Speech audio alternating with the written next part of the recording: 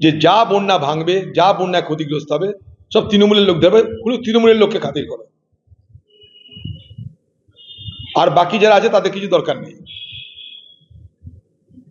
আর প্রত্যেকবার যখন বন্যা হবে, দিদি একটা সেই পুরনো তত্ত্ব, ম্যানমেড বন্যা। আমি বলি এটা ম্যানমেড না, ওম্যান মেড বন্যা।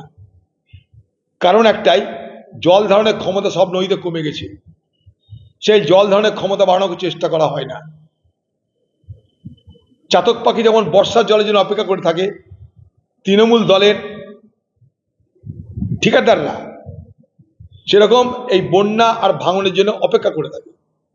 বন্যা আর ভাঙন হওয়া মানে ঠাকুর রামকৃষ্ণ স্বর্গ থেকে মর্তে নেমে আসে, দিয়ে বলে টাকা মাটি, মাটি টাকা, খালি মাটি ফেলবার চুরি করো।